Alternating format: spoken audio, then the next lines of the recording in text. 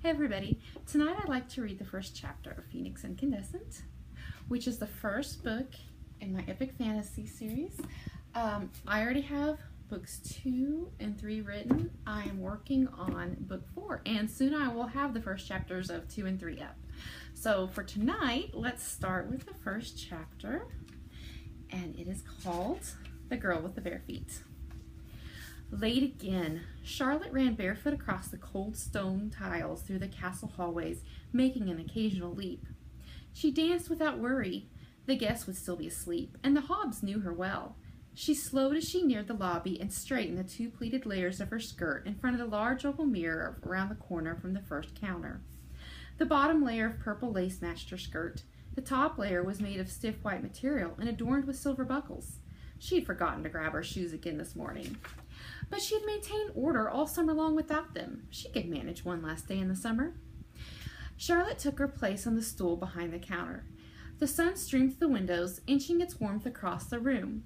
The lobby was spacious with a mismatched collection of chairs from around the world, 6 adjoining meeting rooms, a counter of carved mahogany, and double staircases that led to the suites on the 2 stories above. The middle of the floor was concrete stained to look like a large mismatched stones in the shape of a star. To the rear of the lobby was a grand room with tall arched entryways and windows that served as both dining hall and dancing hall. Lynx, her unimaginatively named Bobcat, wound his way around the stool. Whether Lynx was the family's pet or the family was his collection of pets could not be agreed upon, but all who happened to catch a glimpse of his eyes swore that they could detect a hint of secret-keeping within them. Charlotte reached down to stroke his fur. He was older than she remembered, but he was as active as a kitten. He was the only one who was fast enough to snag food in the kitchen without being caught by Basil. Charlotte slipped off the stool and knelt down to stroke his back and the spot behind his ears he liked the best.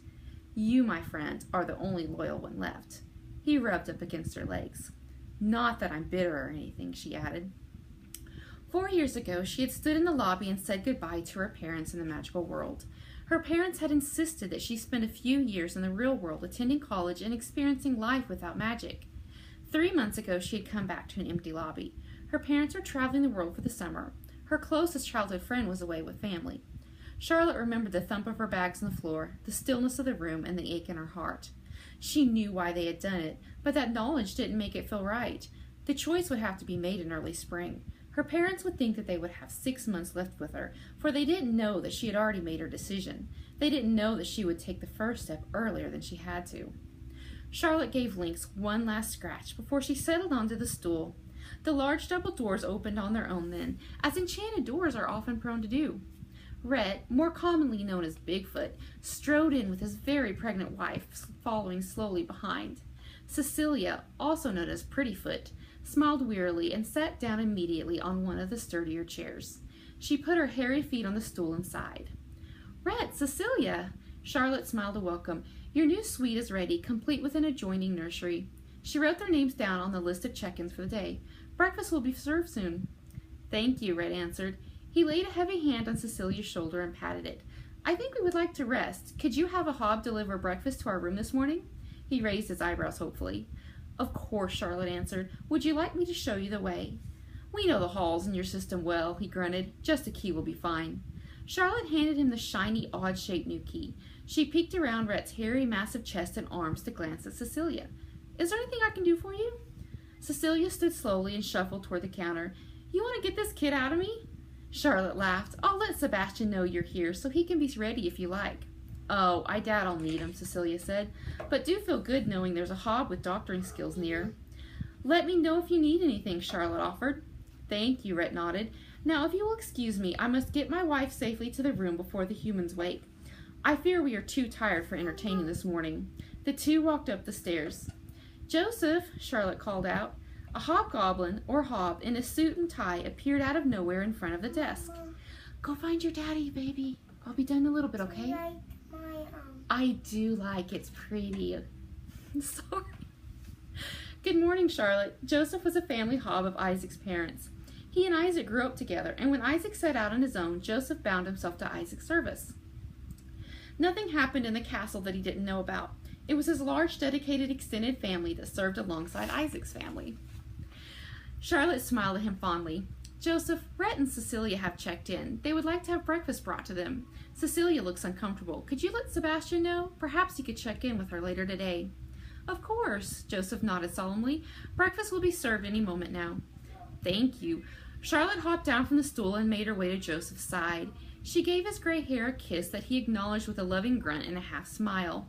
Under the super thick hair was a thin frame of muscles and a 3-foot-tall hobgoblin body that reminded her of a beautiful young boy and a weathered old man all at the same time. Joseph walked around the counter and up the built-in ramp. He sat down on the stool and checked the small pile of paperwork. I have spoken with your mother and father this morning. We are not going to have any Danes this weekend. He looked over at her. Actually, we are going to have a bit of a holiday from Danes for at least several weeks. Charlotte frowned. Since when did they take a holiday from the human guests? The Wayfarer Inn's business was twofold. It provided lodging for magical creatures, called Magani, of all kinds. The other side of their business was to provide lodging for humans, called Danes, who enjoyed vacationing with what they thought were pretend magical creatures. Mermaids taught swimming classes. Centaurs led classes on midnight stargazing and riding horses. Elves headed the archery and art lessons. The hobbs were in charge of housekeeping and cooking. Gnomes, who lived in underground dwellings near the garage, kept the lawns and gardens thriving. Joseph cleared his throat. Mr. Chesterfield, who took art classes every summer, made his way down the staircase. He pulled and fidgeted with the sweater vest he wore. It's a bit early in the year to be this cold, isn't it? He asked as he laid his arm on the counter. He looked down at Charlotte's bare feet and skirt. Or perhaps I'm cold-natured. No, it's definitely colder than normal, Charlotte answered. You've practically seen her grow up, Joseph snorted. She's not exactly on top of the forecast, and she runs around here barefoot, even in the winter. Mr. Chesterfield nodded and smiled warmly. So what are your plans, Charlotte? Will you stay on with the family business? You know, I'm not sure yet. Charlotte dropped her eyes and played with the end of the counter. My parents will be home soon, and I think I'll take a small break and figure it all out. Be young. Mr. Chesterfield straightened and took a step away from the counter. You are only this age once. Travel, explore, enjoy being on your own. That's excellent advice. Joseph tapped the end of his pen on the paperwork. Suddenly, many hobbs appeared in the dining room with trays of food and drink. They assembled the buffet table quickly. The room was filled with the sound of faint pops as the hobbs disappeared. It looks like you're in time for a hot breakfast. Charlotte finally looked up and smiled. Mr. Chesterfield peeked over the counter. What devices do you have hidden back here? Haven't I been a customer long enough to know your secrets? Charlotte laughed and smiled. This is why you aren't allowed in the dining room until after the food is delivered. You would find us out. You are far too kind. Mr. Chesterfield smiled back. I will check out shortly after breakfast. Of course, Charlotte said. Let me know if I can do anything for you. Charlotte looked over at Joseph, who was still tapping the pen softly. His eyes stared absently across the room. Charlotte reached over and placed her hand near his. You sound excited to be free of Danes. No offense, Lottie dear. He put down the pen and patted her hand in condolence. You are half magical, even if you aren't, magical. He hopped down from the stool. There will be a grand celebration tonight. The last checkout is at noon. I want all jobs done by then so we can rest and prepare. Sounds good. Joseph disappeared with a pop, and Charlotte found herself busy with checkouts of the human kind and check-ins of the magical kind. It was half an hour before she had the lobby to herself again. She frowned at the paperwork in front of her. What was with the influx of weavers? Were they celebrating her parents' return? She doodled on the side of the notebook she kept at the desk for notes. The celebration in itself was nothing out of the ordinary. Hobbs loved to party. They partied for holidays. They partied for birthdays. They partied for unbirthdays. Occasionally one of the older Hobbs would come down for breakfast and announce, "Today let's celebrate Monday." As part of the business was entertaining guests, this worked very well for everyone. The Hobbs were also skilled musicians. They not only had a band, but also an orchestra. Isaac and Audrey loved to sing, and everybody loved to dance, even if they were not good at dancing. Many nights of her childhood, she had fallen asleep in the dining room and been carried to her bed in the middle of the night in her father's arms. Charlotte flipped the page of her notebook. Was her father hosting a weaver event? No, not yet anyway. Her father was one of the founding weavers, the term adopted when wizards from other countries integrated with the magic users already present in the Americas. Isaac's mother had been a mystic in her tribe, while his father was from a wizarding family overseas. He spent a lot of his time in the classroom teaching a combination of university-level and apprenticeship-level magic courses. They did host dances and lectures and gatherings throughout the year, but they happened at regular intervals. It would be a month before the first one. Would her mother be planning a function? Not likely. She did throw a few events at the castle for advertising, but they were also fixed events. Charlotte wished again that her mother had stayed for the summer. She had wanted to spend more time talking to her about her own past, for Audrey had given up nearly everything to marry Isaac, her home, her family, her memories. Only Ebby remained of her past. Charlotte grinned at the thought of Ebby. Where was she anyway? Ebby was a short, tiny woman who preferred to wear nothing on her feet and outfits that made no sense at all unless you were a 2-year-old girl or attuned to the young at heart. She had long red hair she wore in a braid that danced as she did, and light velvet eyes that twinkled in the light when she was happy, and flashed like thunder when she was upset. She was rarely upset, for anybody who had seen her upset was sure to impress on those who hadn't seen it that it was best not to have that experience. Ebby was no longer her governess, so she taught classes on daydreaming, daredevilry, and delicacies. Charlotte slid off the stool. "Chime," she called out. Chime, Joseph's youngest child, appeared in slacks and a button-up shirt. Her blonde hair was in its usual ponytail with a ribbon tied in a bow around it. "Morning," Chime smiled up at her. "Morning, friend," Charlotte smiled back. "Could you cover the lobby for me while I visit with Basil and have some breakfast?" "Of course," Chime answered. Charlotte crossed the lobby and halted in front of one of the archways that led to the dining room. Many of the humorously inclined Hobbs preferred to take their meals in the dining hall to the delight of the guests. They would always return for the Hobbs' evening coffee and treat time with stories of the guests who were quite unaware that they had been sitting by a real Hobb. Spindle, one of the storytellers, was sitting in the middle of one of the tables with a tray of muffins balanced on his knees and a story on his lips. His jet black hair, dark brown eyes, several tattoos, and irresistible charm made him a favorite amongst the human guests. Spindle had been a wild, abandoned Hobb child who Isaac and Audrey brought home from one of their trips. Joseph had worked wonders with them. Charlotte secretly concluded that Joseph must have been a bit of a wild in his youth. He had, after all, spent years with her father in adventures that neither one would divulge. Now that she was older, Charlotte yearned to know her parents more. What adventures had her father got on? When did her parents meet, and how did they meet? How long had they dated? How did they know they were right for each other? How did her father tell her mother the secret of his powers? How did he know he could trust her? She blew a strand of hair out of her eyes. And why did she not know any of this? Why did her parents keep quiet about so much? She had asked questions over the years, but the answers were always short and vague. Charlotte exited the south wing, circled around the pool in the courtyard, and headed for the kitchen, which was the hub of the Hobbs wing of the castle. The kitchen encompassed nearly the entire first floor of the north wing, with a mighty fireplace at each end, and a long table in the middle with stools tucked underneath. Dried herbs and flowers hung from the beams, and abundant sunlight from the many windows covered the room. The only part of that wing's first floor that was not the kitchen was the Hobbs library, which held its own grand staircase leading to the second story. Charlotte found Basil wearing his trademark blue jean apron covered with the day's food and faded cowboy boots. She bent down to kiss his head. Basil, like his brother Joseph, had been one of the many constants of her childhood.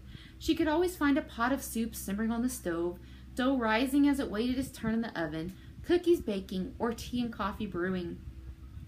"Last day of work?" Basil asked without turning around. He grabbed her favorite mug off the shelf. Charlotte nodded and grabbed a stool while Basil set a cup of coffee and a plate of scrambled eggs and fruit on the old oak table before her.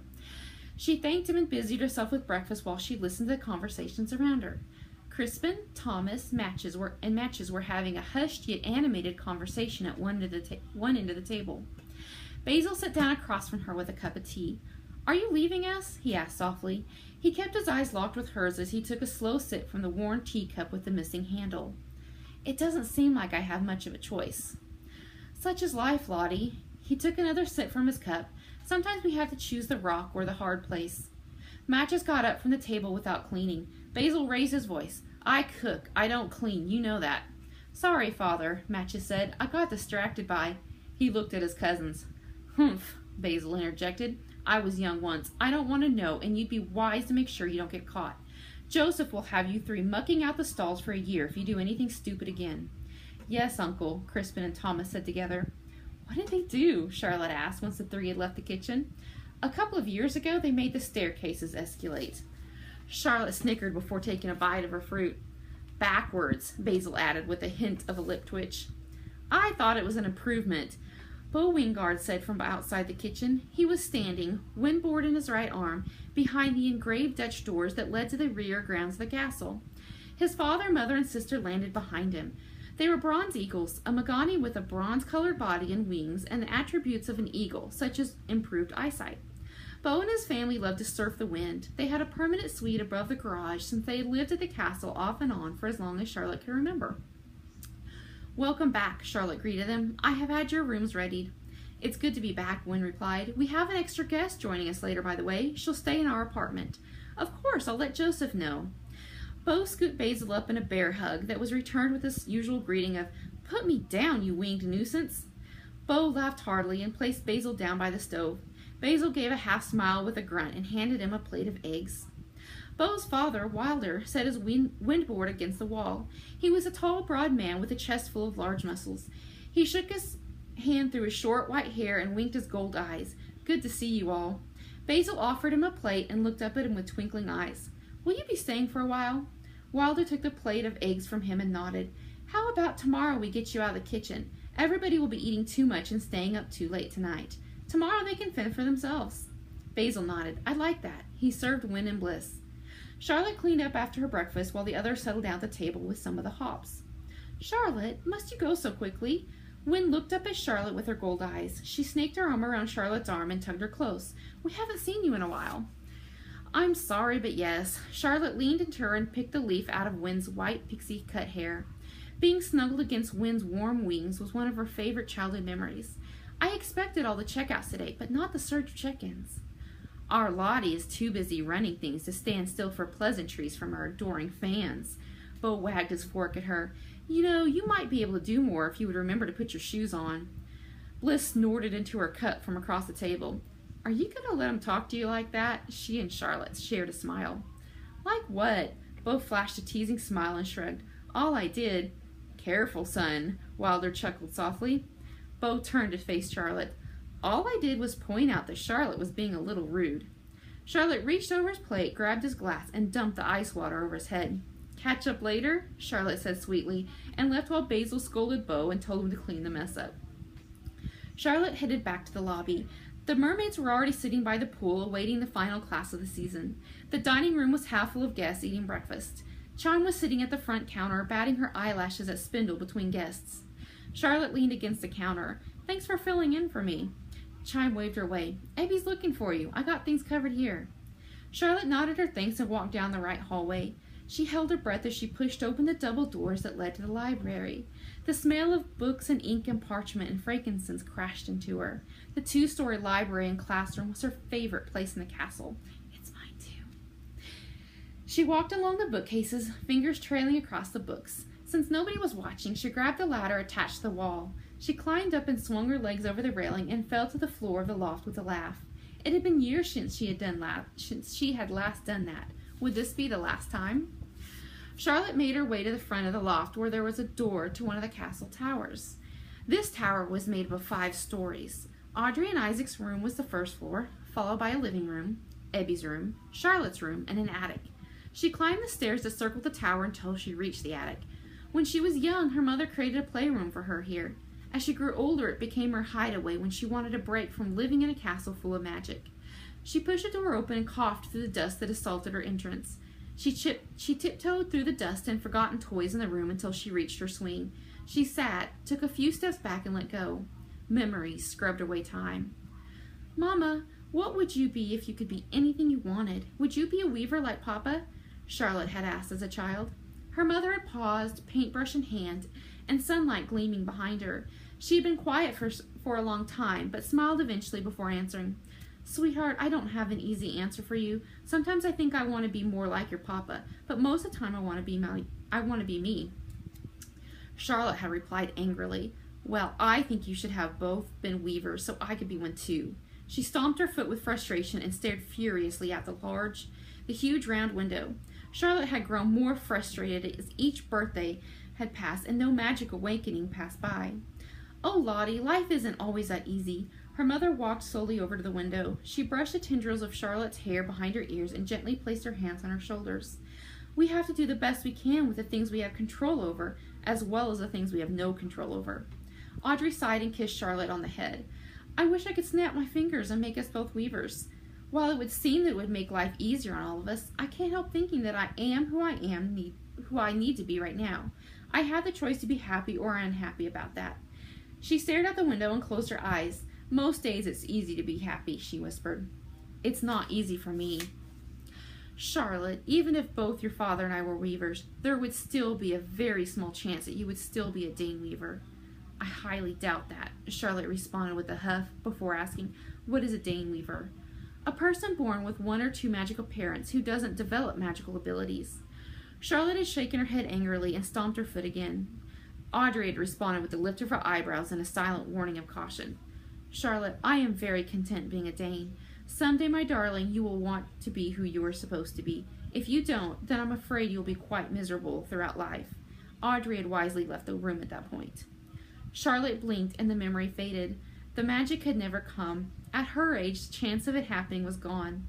She knew what life was like in and out of the magical world, but there was no one thing that made her want to choose one over the other. She crossed the room and slammed the attic door behind her. The weight of the decision dangled above her like a faulty chandelier. Marry into the magical world or have her memory erased. Chapter 2 is Racy Red, but you'll have to get the book to find out what happens. Thank you for putting up with me and the distractions, and I will be back soon. I have some trailers going up, and I'm going to have the first chapter of my other 2 books, and actually I think I might sneak a preview chapter of Opalescent Immersion, which is the 4th one. That one will be released later this year or very early next year. Anyway, I hope you enjoyed, and as I always say, battle bravely, love strongly, and see you later.